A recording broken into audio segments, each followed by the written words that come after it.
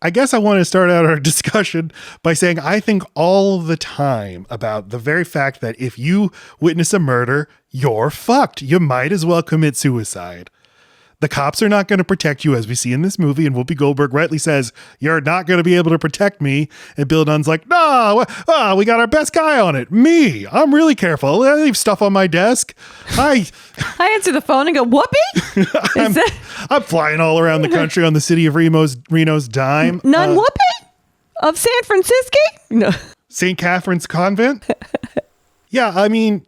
And we tell our kid this. For some reason, this is the only life lesson I ever want to impart. If you're ever questioned by the cops, even if you're a witness, what do you say? And the kid's like, I need an attorney. Lawyer. And then they're going to waterboard you and put you on suicide watch. But it's okay. It's okay. You need a lawyer. You need it. I mean. Wait for him. Or her. Or them. Or if you can't remember, just remember the Catholic song. Mm-hmm. But I mean, truly, like if you had to go into witness protection, like think about the people who must run witness protection and then think about how bad everyone is at their job. Right. And then think it's their job to make sure that phony doesn't know where you are. I would rather call that man at the vacuum store on Better Call Saul. He knows what he's doing. He knows what he's fucking Robert doing. Forster. I would call him. Yes. Like later in the movie, Whoopi Goldberg, when she shows up at the convent, she's like, these people don't have sex. But then she says, I'm just going to go work something out with Vince on my own. Right. That's what you need to do, babe. That's what you need to do. You'll be safe then. Pushing up roses instead of daisies because he'll be showering you in gifts. All of that said, if a mafioso moved in next door, I'd probably be more inclined to make friends with them. Than a normal neighbor who I don't want to meet. I got you. All right. The movie opens with young Dolores in 1968.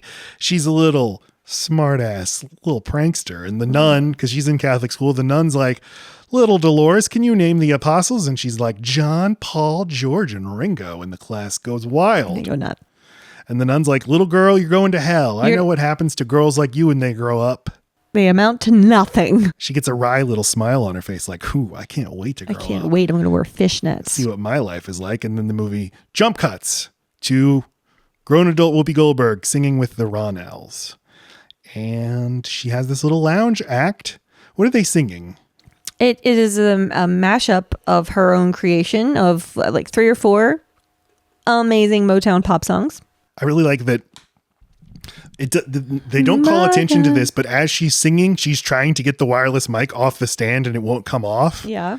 It's like not a comedy bit, but you can just see she's like trying very subtly to just pull the mic out of the stand and adjust the stand and stuff. And eventually she gets it out. I like that. Oh, good. And first the shots are tight and you're like, oh, this is kind of glamorous. They're doing it. They're living the dream. But then you pull out and you realize they're singing for a sad Reno casino of old people with emphysema tanks who aren't paying attention to them. She just wants to connect, you know? She's got great talent.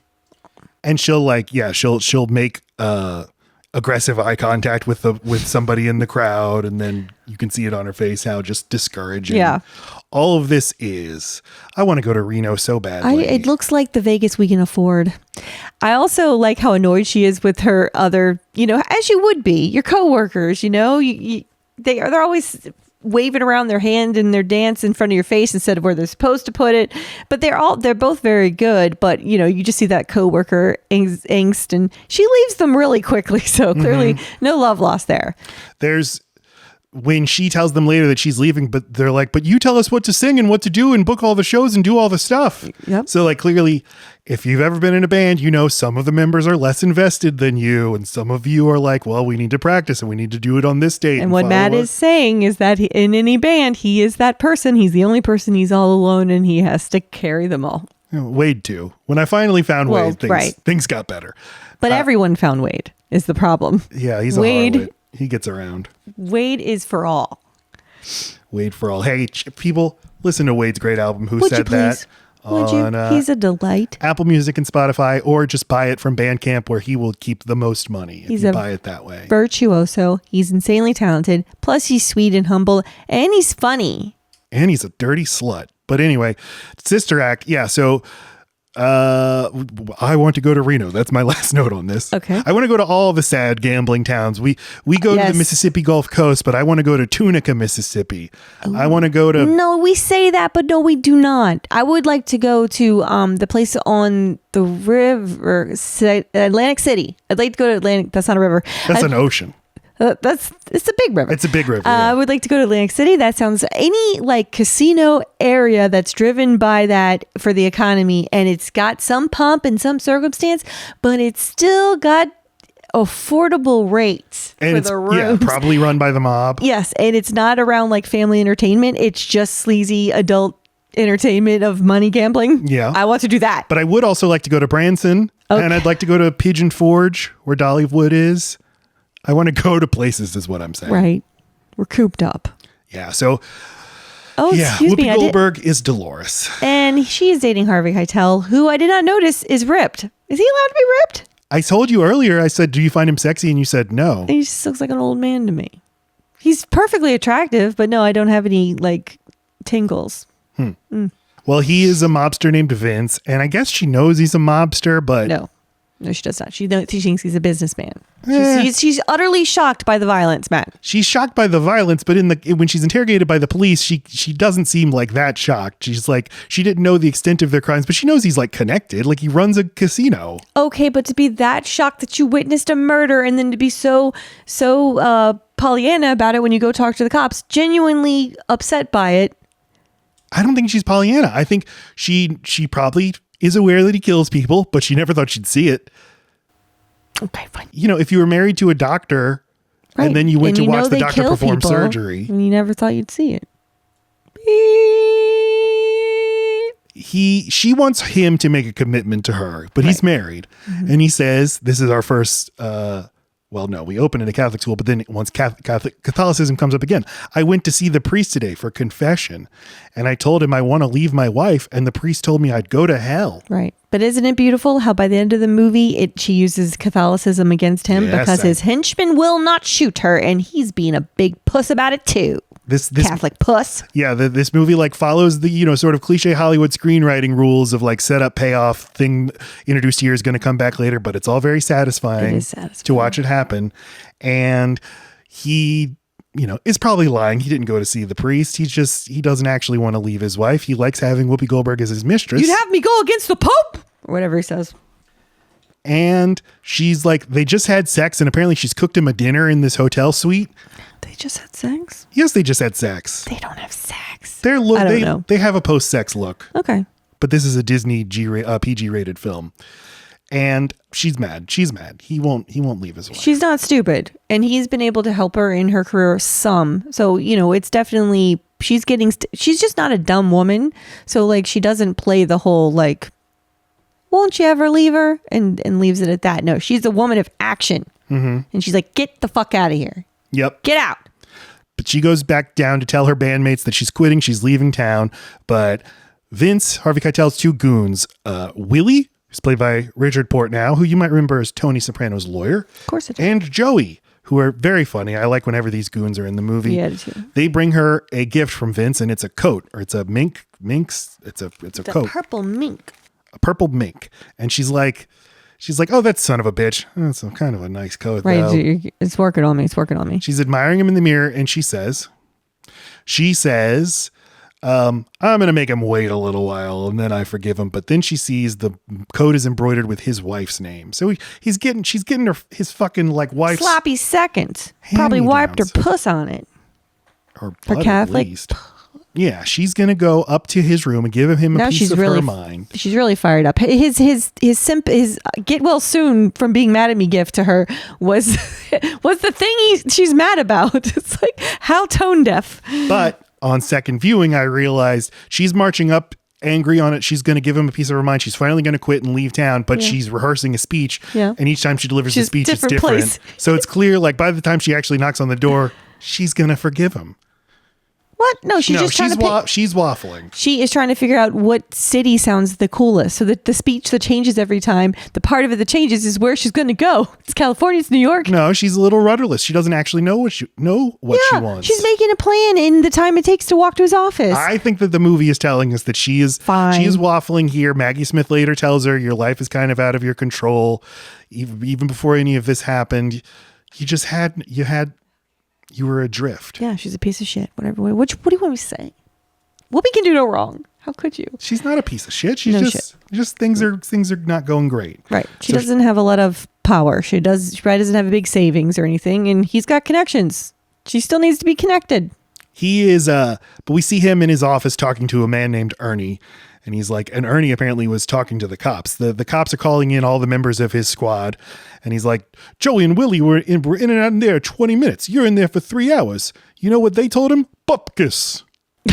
What'd you tell him, Ernie? What'd you tell him? This is like Harvey Keitel can do this in his sleep, but he's very menacing and scary. Right. He's the only dangerous element of the movie in a movie that otherwise feels very, very safe. Yeah. And like, it's all going to be fine.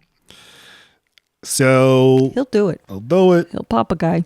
She walks in just as they execute Ernie. And he looks at her and he's like, Dolores, is there a problem with the coat? No, I really like it. No. Dolores, is there a problem with the coat?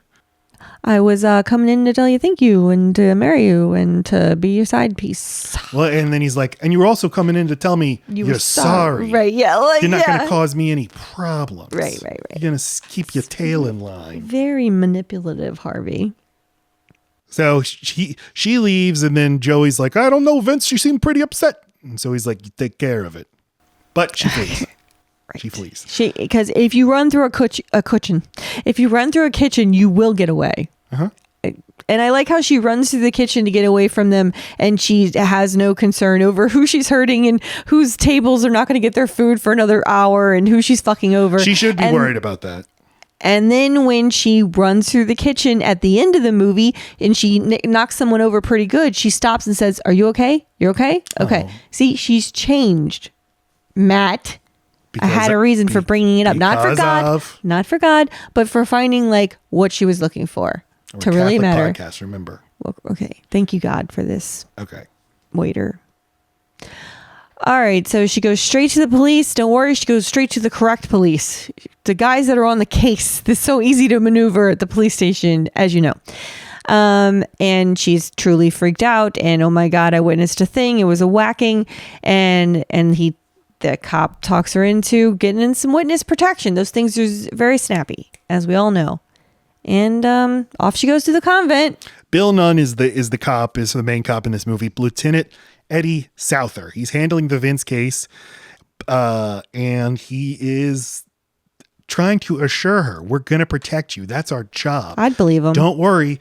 The court case or the court date, we're going to get in court real soon. A couple months at the most, maybe 6 months. I don't think he's being very persuasive at all. She doesn't have a lot of options. And look at him. I'd believe him. I trust him. He seems like a nice guy. Don't be a witness is what we're saying. Oh, okay. Well, then what do you want? Kill yourself? Yeah. Okay. No, that's why it sucks. If you see something, you're fucked. There's no good answers. There's no good solutions. So see something, unsee that thing. If you can. He's like, we can protect you. Don't worry. Where I'm going to send you is the last place in the world they'll ever look for you. And then smash cut to San Francisco. St. Catherine's Church. You want to tell us about this church? Now we have Maggie Smith, who seemed just like the meanest lady whenever I was growing up. Like, why won't you just like Whoopi? But those are the ones that are fun to win over. She is not cool with this, as she shouldn't be. That is a perfectly reasonable reaction. She is scared. They are in. This is another woman that probably feels like she doesn't have very much power over her life, and she is fearful. And she's got a small convent. They're not doing so hot. If the convent goes under, they all get dispersed to different places. She loses her sense of family and community. But to keep it all together and to keep it all safe, she keeps all the ladies in the walls, not in the walls, but within the church. So yeah, bringing out someone who's already in trouble that could just blow the last little bit of control she's got out of her hands. I certainly didn't see it that way as a kid. I just thought of her as being real mean poop pants. So anyway, she comes in and it's no secret. She's like, no, fuck, this fucking sucks. But this guy's telling me what to do. You think this sucks? Oh, is that guy telling you what to do? Okay. She's so good. She's the heart of the movie. I mean, Whoopi Goldberg's the heart of it. They're the co-hearts of the movie. Rudder. I think that she could so easily be your standard antagonist, stick in the mud, doesn't want any of Whoopi Goldberg's antics. Yeah. But she has good reasons. Yeah. At least in her head for all the things that she does. And just through the performance, you get the sense that when she started out, she probably had a lot of enthusiasm and idealism for what this job is going to be. Yeah. And then over the years, she has been ground down.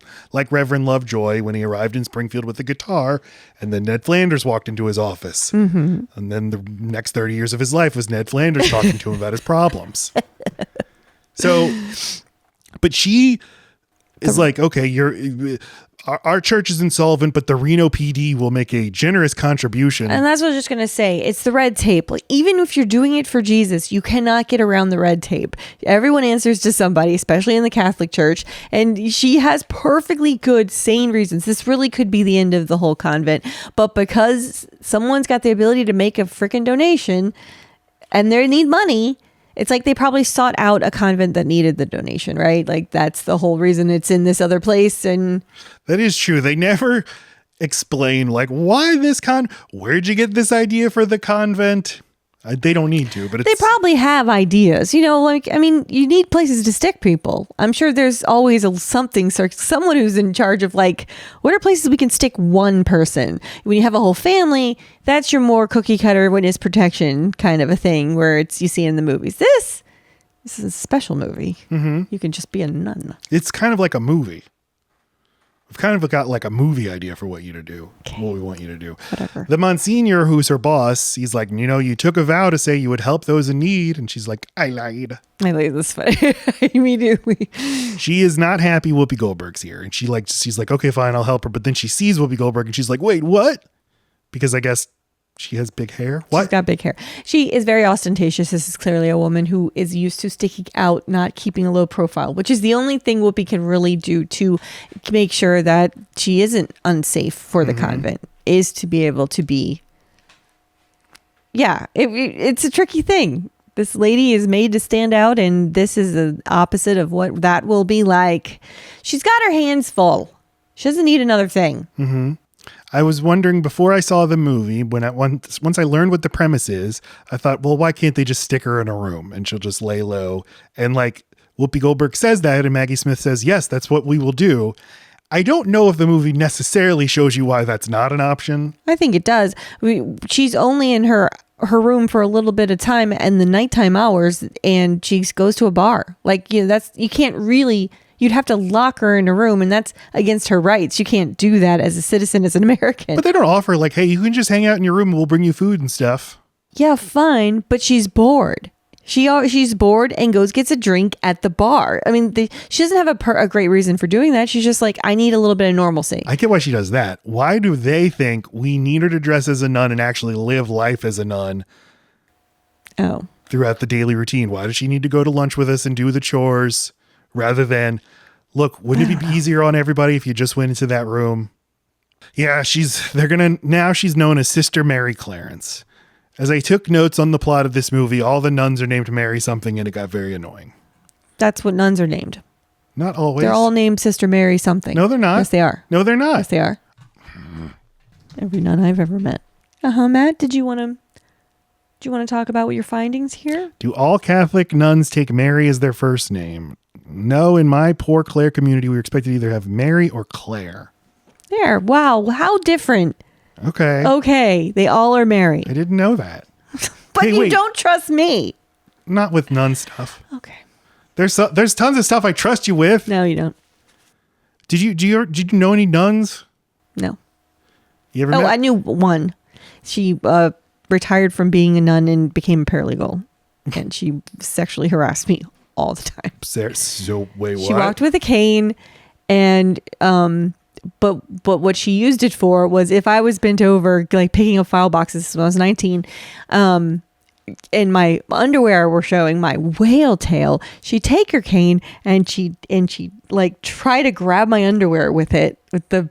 I completely forgot about this until you brought this up. But as a joke or as a corrective measure? As a joke. Okay. Like, but she was a lesbian, so like she made it no secret that she found me attractive, but that's why she left, because of not feeling like she fit into the nunnery. Well, or wait, whatever. was she old? Yeah, because it was often a thing that would happen if you were a lesbian. 50s. She was in her 60. 50s. Yeah. Okay. I mean, for a long time, if you were a lesbian, like going to be a nun was an option. Like, okay, that's a respectable place where I'll be forced into a vow of chastity. And my family won't be ashamed of me. I think she just wanted to do more. I actually don't. Anyway, she's very problematic with me, so I assume she was always touching nun tits with her cane. Maybe that's why she left. You always meet these former priests or whatever, and only later does it occur to you, oh wait, why did they choose to stop doing that? And the Catholic Church has that nasty habit of... We only know we know a priest, and well, that didn't go well. It went exactly where you think it did. Yeah, I totally chose to stop being a priest. Just felt compelled to do something else with my life. Summer camps, and I chose to be not a priest. Allegedly. Okay. So... I wish I could remember her name. I'm glad I don't, because I don't want to share it here. But it wasn't her nun name. It was like her Sister regular. Mary Lazarus. Nope. So they have... Whoopi Goldberg, you're going to be a nun now. Your sister Mary Clarence, you're going to go to the nun luncheon. And Kathy Najimy is Sister Mary Patrick. She is relentlessly positive. She's so happy to see a new face. And she's like, oh, Sister Superior, could she please deliver the blessing? So Whoopi Goldberg has to improv a prayer. Yea, though I walk through the valley of no food, I shall not be hungry. Amen. But she's immediately ruffling feathers, and Maggie Smith immediately gets pissed and is like, you're punished. No talking, no doing anything. Because she starts to try to talk about a hooker that lives next door. I give her a little slack, give her a little time to get adjusted. But she's immediately like, no, you're punished. Well, clearly, though, they have had no time. They don't know. Maggie Smith doesn't know how she's going to act. And the first thing she does is tell a story about a hooker. Like, she's going to blow these people's minds. She needs her to get a little bit more familiar with, like, how everyone else talks. And she's got to exert some kind of authority. And making her be quiet was the right thing to do in that moment. Dolores is not happy with any of this, especially because they make her wake up at 5 a.m. and then they have to go to mass. Nuns have to attend mass 8 times a day. Wow. That's not in the movie. That's just something I read. Okay. So they have a choir performance at this poorly attended mass, and we see that this choir sucks. Well, but the only time they have a choir performance is on Sunday mass. Okay. Just so you know, they're only doing these performances once a week. Just so happen. For the big mass where we get 7 people in attendance. Yeah. But no one's coming to this church. Oh, and they also keep talking about how this is in a very dangerous neighborhood, and the movie does absolutely nothing to show you that it's dangerous. It thinks it does. I know it thinks it does. But it looks like Sesame Street. Yeah. Yeah. There's a bar. There are people who are showing their stomachs. There's ladies who are like sort of holding a boombox and like doing a dance and look like they're having a good, wholesome time. Right. But we see that even Maggie Smith thinks that this choir sucks ass.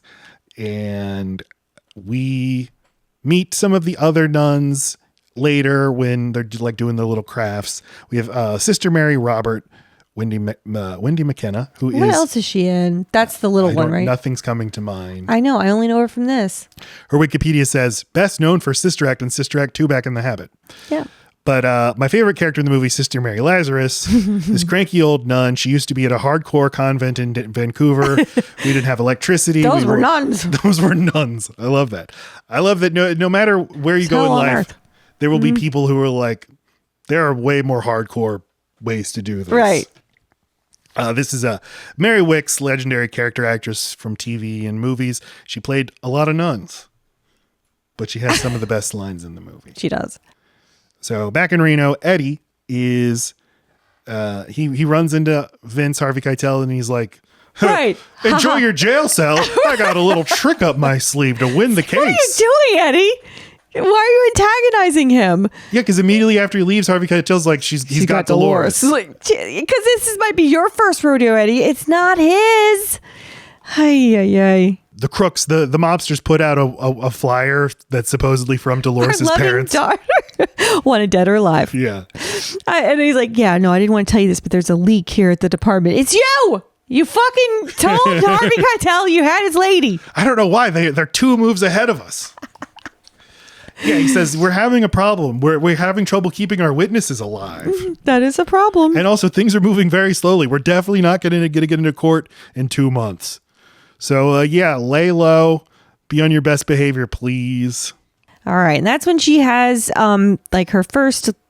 Next is her in her cell, and Mary Robert, the soft-spoken one, comes into her room and gives her the "Get out of bed, you daisy head" alarm clock that cheers. I keep calling her Whoopi.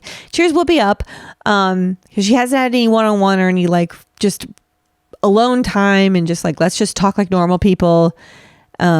All of you can't just be just like the mother superior over here, right? Like, so this is the first time where we see Whoopi like relax a little bit and has a totally pleasant exchange where you see where the arc of this character is gonna go. You see, Mary Robert just wished that there was something that she could do that was just hers and only hers. How about you wear a different outfit from everybody else? Why the fuck are you wearing that, Mary Robert? Why do you get to dress like that and everybody else doesn't? Why do you have bangs, ma'am? Bullshit. So I think you're already doing it. Anyway, she's adorable, and foreshadowing, I think she's going to do something special. She's going to do the nun equivalent of taking her glasses off. Yes. She says, all my life, everybody seemed to be doing or catching on to things a second faster or better than me. So, that was nice. That made my heart hurt a little bit. Yeah. But this daisy, I was certain, because it says, out of bed, you daisy head. I was like, that flower just said, aren't you glad you gave me head? I was so certain I heard that. Okay. It was like the Yanny or Laurel thing, or like the dress. And I have it here. And Lacey's not going to hear because she's not wearing her headphones. But here's what it says. Out of bed, you daisy head. I hear, aren't you glad you gave me head? Okay. It always made me laugh. And so I said to you and the child, did that flower just said, aren't you glad you gave me head? Is this movie a little raunchier than I thought it would be? The answer is no. No, you fucking Right. idiot. This is a moment for Whoopi to see that she can also laugh at corny things and just be, they're teaching her to have a more simple life, and she is getting pleasure out of totally mundane little things that she would have rolled her eyes at before, but now she's just so grateful for, like, okay, this is a nun, and this is the first nun I'm meeting that's like not perfect, not trying to be perfect. Doesn't feel perfect. Yes. And that's like the first relatable nun she's been around, even though they're all like that, but she doesn't know them like that. She only knows that really mean teacher and then really mean Maggie Smith. Okay, then Mary Roberts leaves her room, and now Whoopi's alone, and she hears some ruckus across the street, and she's like, oh, a bar. I want to just do something normal. And I'm always impressed that she orders a Coke. You know, like, she's not even trying to break the rules. She's not having a drink. She just wants to sit at the bar, hear some music, hear some normal people, and have a Coke. But that old Mary Roberts was bored as shit like everyone else in this convent and followed her over there thinking she was witnessing to the masses. But let me tell you this. Whoopi walks into this bar and the record scratches and people are like, what is this about? We can't do our evil deeds like dancing together and just having the best time playing pool or whatever. Nobody's a real tough here. But they're coded that way, and she immediately pulls one of their ear and tells them what's what when they try to get fresh with her, and then she plays a cool song after being dared to play a song by one of the British men. One of the men. toughs says, like, you fancy a dance, sister? And she's like, why? You don't have any rhythm. And the whole bar's like, oh, she knows about your rhythm problems. And then she twists the ear of somebody, and then that's it. Now she owns the bar. It's like, okay, she's not going to put up with any shit. She's not a shit nun. And then anyway, then Mary Roberts and then Mary Patrick come. They're so cute. They're so fucking cute. I love Mary Patrick. And she, give me gravy tonight. Such a random weird doo-wop song. It's so white. And all she wants to do is dance, but she does not dance with any of the men. She grabs Mary Patrick or Mary Roberts, and when she refuses to dance, she grabs the nearest young lady. She's just being so nun, so and they're cute. all happy to oblige. This is the most wholesome, shitty biker bar. This is like when your high school would put on a play and have a bar Everyone scene. needs to wear a bandana. Yeah. We need sunglasses indoors. Go raid the prop closet to look like Everyone's you're got scary. jeans and a leather jacket. Everyone. Anyway, so They- that goes pretty okay. I mean, but that Whoopi is very responsible, and in the sense that she's like, oh shit, okay, I can't just do stuff. It will affect the convent. I need to hurry up and bring these ladies in. She doesn't even let them finish their dance. She is responsible in when she realizes she fucked up. Yeah. But they get caught. And Mother Superior is like, this is exactly what the fuck I told you I didn't want. We're screwed. I don't know. That is where I could see Paul Rudnick's complaints about Disney sanitizing the movie like this, because this biker scene really does feel like it's a high school movie. And I just wish there were more of an actual sense of danger and sleaze out in the world, especially all the talk they have about how dangerous this neighborhood is and these walls of this nunnery keep our nuns safe when the world is not dangerous at all out there. It would just work better if the world actually did seem a little scary and dangerous. I don't know that, but I think we're all seeing things through the lens of Mother. Is she Mother Superior? I keep calling her that. Mother Lieutenant. What is she called? Reverend Mother. Reverend Mother. Sorry about that. Okay. Like the Bene Gesserit. That doesn't help me. Thank you. The Reverend Mother, she is tired. She is trying to keep her little convent together, aka her family. She does not want to pick up and change and break everyone up and it be her fault. So, I mean, I think she's feeling less and less in control. So I think the point is for Whoopi's character to like reveal to her that like it's not what you think. It hasn't all grown past. You're not too old to get your arms around this. Like this isn't dangerous. You're still a capable woman who can lead a convent and do good things and not just hide in here because you're scared of one misstep. You think this is still New York City in the 70s with its porno theaters. This is New York City in the 90s with its M&M stores. We can go outside now. Right. It's fine. Look, there's a costumed Elmo out there. Not giving himself a hand job inside of his own suit. The opposite. Right. Maggie Smith is very angry. She's like, the streets are not safe. The walls of our convent keep them safe. And you are fucking with the balance of nature, Mrs. Dolores. And she says, like, I'm going to find another convent for you to go to. And Dolores is like, no, please. I was just starting to fit in here. That lady was nice to me and we went to a bar and it was kind of fun. And please don't send me away. Don't you believe in forgiveness? And Maggie Smith's like, oh, okay. And here's what you have to do. You have a new assignment. All you're going to do from now on is sing. You're going to get involved in the choir, which is a smart idea. Take what they're interested in and good at and make them do it here. So Mary Clarence goes to join the choir. Mary Lazarus is the previous or the current leader of the choir. There's a word for this. Mutiny. You do an excellent. Oh, do I? Yeah. Thank you. You're the voice person, so anytime I can get one in there. I love it. Yeah. And her voice, like she was a good friend of Lucille Ball. She appeared in all of Lucy's shows. She wasn't Myrtle. I mean, no, not Ethel. Ethel. She's not Vivian Vance. She's not Myrtle. Right now. But I was trying to place her, and she does seem very familiar beyond this movie. But you hear her voice, and you're like, oh, that is a sitcom from Yes. the 50s voice. That voice has smoked 10 billion cigarettes. Get out of here. Yeah. Mary Lazarus is threatened. She knows that Mary Clarence used to be a singer. And then she's just like, well, why don't you go ahead and take over the reins of the choir? And she steps aside. And then we talked about this scene earlier that Whoopi Goldberg is really good at now taking over the choir and without being forceful and without being super confident, because it's not like she's actually led a choir of nuns before, but she knows music. And she knows how people get together to make music together. How to make harmony. And she is a clear born leader because she knows she needs to get buy-in from Mary Lazarus, and that's why she like consults with her at the end as if it were her idea. I don't know. You think we can whip these girls into shape? And she's like, it's going to be a lot of work. Hey, you're telling me, Bob, she just perfectly beautifully folds her back in and gives her place and makes her second in command. And I will never not think it's funny for her to slam for her to stop and say, what is she? Is it Ethel? Check your battery. Your battery, yeah. Or Alma is the piano player. Alma. And she doesn't hear. Alma. Yeah. Anyway. But yeah, anyway, it's probably my second or third favorite scene in the whole movie. Is this one. it's smash cut. It's now Saturday. It's now Sunday. Time for their big mass that 7 people are in attendance for, and the choir is going to have their big performance.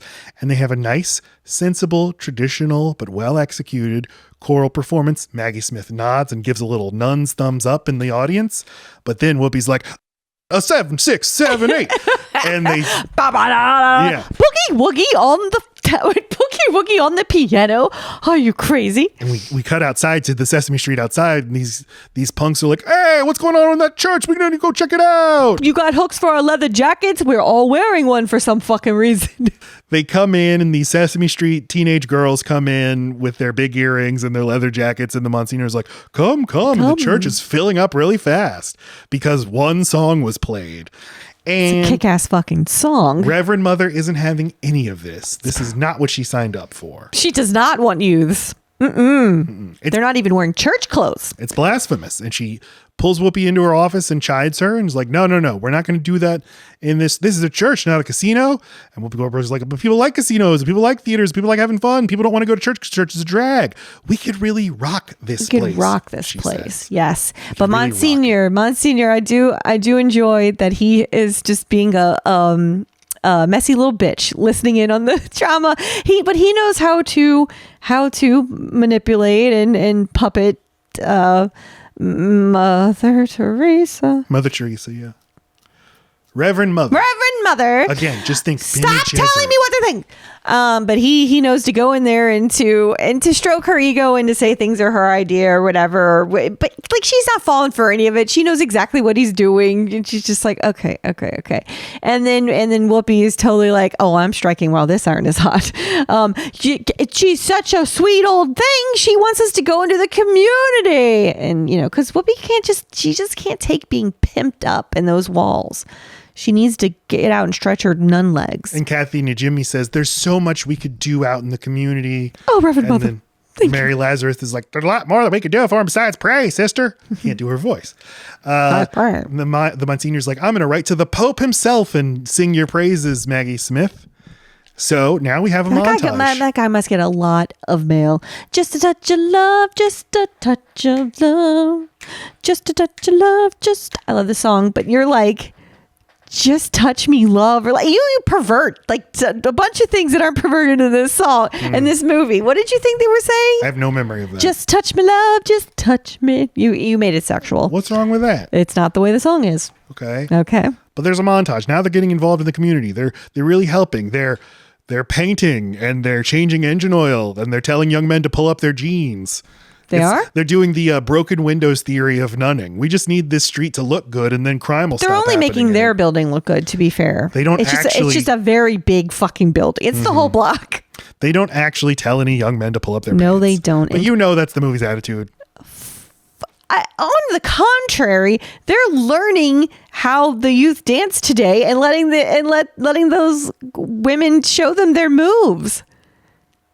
They're doing the opposite of what you're saying, and they're meeting the community where they are, and they're providing something that community actually needs, which is childcare. I think I missed that as a kid, and I wouldn't have understood what a big deal that was. But it's not just like some little refurbished, broken dreams little playground they make. They start a daycare. Wait, when do they do that? They say it. They say that they're providing childcare services. They don't show it. They don't show you kids there or whatever, but that is an actual value to this. Huge. Oh, they'll watch your kid for 50 minutes while you attend mass. Jack off motion. I just did. That's helpful. Yeah, but you have to go to mass. Or you could just go somewhere else. Which we approve of. Oh, right. It's a Catholic podcast. So, but all of this successful nunning brings the attention of the news. They're like, big news today. There's a church that's getting nicer. Used to be kind of shitty, but things are looking up. They're painted.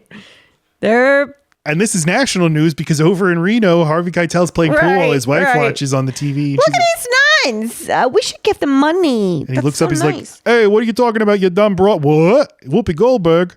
No, he doesn't see her. He doesn't see her. No one sees her. This isn't how they figure it out. Oh, you're right. I know I'm right. Well, you're not right.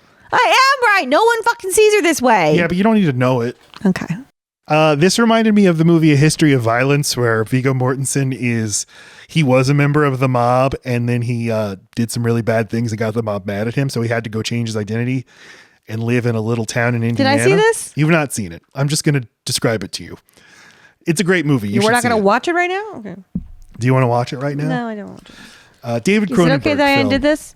It's in my way. Yeah, David Cronenberg film from 2006. So Viggo Mortensen, he's a former like super mobster, but now he's reinvented himself as a family man, and he owns a little diner in a small town in Indiana. That's a dream. And then some guys come into his diner, totally unrelated to him, but they start to rob the place, and he's trying to cooperate, but his like employee starts to act tough, so they start threatening his employee. So then the inner mobster comes out in him, and he beats the shit out of them and kills them. And then the news comes out and they're like, local hero does good. Oh, no. And now the mobsters actually see him on TV and they track him down. Great movie. It's just like Sister Act is what I'm saying. It's just like it. So Bill Nunn makes one of his many expensive trips to San Francisco on the city of Reno. Wait, his last name is Nunn? Bill Nunn, the character, the actor. I'm just noticing his last name's Nunn. Sorry. He plays Eddie Souther. No, I know, but it's funny. His name is Nunn. Oh, His middle name is Christian. stop it. No, I don't. Is it Lazarus Nunn?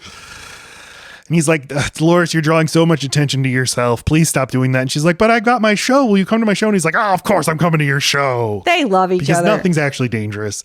The church, they do another performance. They do My Guy. Hail Mary. Hail Mary. Sorry. I like that they say Mary like, what's up? Oh, hey, girls. What's up? Nothing. Have you heard about Jesus? It's a real drag. Also, I'm a prostitute, but nothing's going to keep me from my guy. Doo. My God. God. They changed the words to make it about Jesus. Yeah. It's just like when I did Page Master of Puppets. Yeah, we got a copyright strike, so thank you for that. And afterward, they're very ecstatic and they say, singing is all I care about now. It's almost like I don't even need to be a nun. I can just be a singer. Oh, yes, this is better than ice cream, better than whatever. And Whoopi Goldberg's like, better than sex. And there's a record scratch, but I like that. This doesn't give her away. They're just like, oh, you. You're crazy. And then they find out the Pope the Pope will be in town. He'll be in San Francisco. And he's requested a personal concert from you ladies. And so they're all very excited, except for Maggie Smith, because she says she's excited, but the Holy Father's coming, we're not going to do any of your razzle dazzle. We need to do a conservative, traditional choral performance. Right, which is just a stupid take because obviously he's only coming because he's heard of the good music. So calm down. But this is kind of so she says, let's put it to a vote. This is a Democratic convent, and just wipes her out of the busts her out of the water. I can't think of the right thing I want to say here, but anyway, like she clearly does not have her finger on the pulse of this convent anymore. And so she's pissy, but they get their way. Is this when we find out that she's leaving? Yeah, she says but this is in a different scene. After they outvote her, she then gets a call from the cop.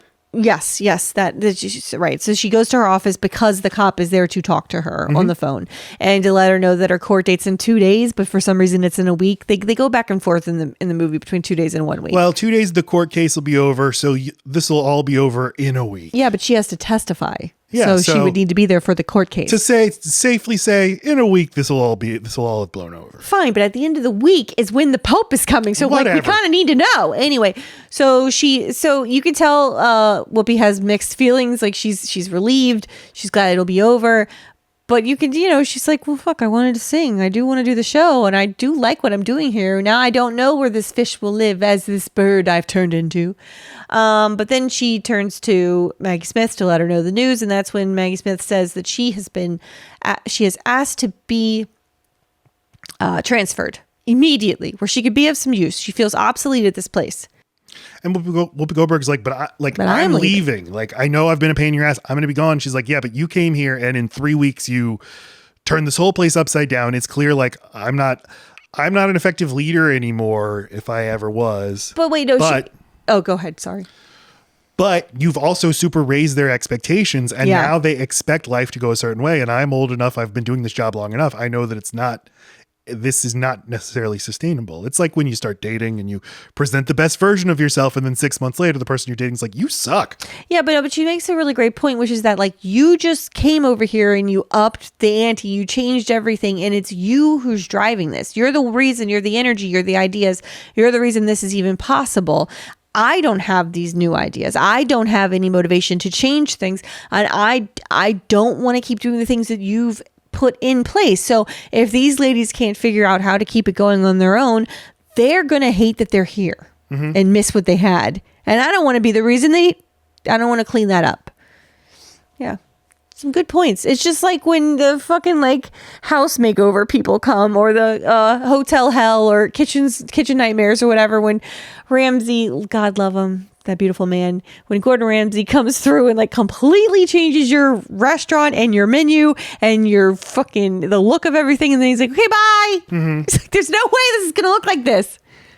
Yeah, it's going to be even worse than it was. Right. Now it's just going to be now relics. We've seen what it could be, but we don't have the tools it was to on keep TV. that going. Right. This, again, Maggie Smith is a great actress. If you only know her as Minerva McGonagall, she has been in movies. She was in movies for 50 years before that. She won an Oscar for Best Actress in the 60s. I always think of her as Wendy from Hook. That's where I knew her first. Yes. Oh, and in The Divine Secrets of the Yaya Sisterhood, where she plays Teeny or whatever. She plays the Lazarus character, kind of with the hard-boiled, hard-scrabbled, whatever, listen, Toots. And she's not British in that movie, right? She's Louisiana. Louisiana. Child, and it's a bad accent, yeah. I mean, it's not the worst one I've ever heard, but. Back in Reno PD, Bill Nunn has left his desk where the slip of paper has arrived on his desk saying, like, here's the location of your super secret witness. And then the dirty cop who's in the office sees and he's like, Jose. And he calls up Harvey Keitel. He's like, I know where she is. Let's go. She's in San Francisco. And then Bill Nunn races back to Reno to tell Whoopi Goldberg. I mean, he's clear. He's got. What are the odds he's not hiding more than one person? I just think this guy jumps to some pretty big conclusions that, a donation to a nunnery or a convent, that's where she is. Like, is this the only thing this guy's fucking doing? Is this one case? It's fine. It's no big deal. He's maybe a little too confident in telling Harvey Keitel. Right. But he's like sending the goons to a different state. Hey, I have a very promising lead that we should go check out. Not drop what you're doing and go to San Francisco. Got it. But whatever. The movie's got to keep moving. So Bill Nunn, Eddie flies to Reno. Again, he has a very lucrative travel budget. And he tells Dolores, they know where you are. We got to get you out of here. And she's like, oh, okay, no problem. I just have to go to the bathroom first. And then she sneaks away. The little nun's room, which always makes me laugh. Mind your business, or whatever she says. Mary Robert and she are walking on the sidewalk. And then they're both captured by the goons, by Willie and Joey. And there's a car chase. And the score is very brassy and upbeat. And this is where I got kind of annoyed that there's not more of a sense of danger of this being.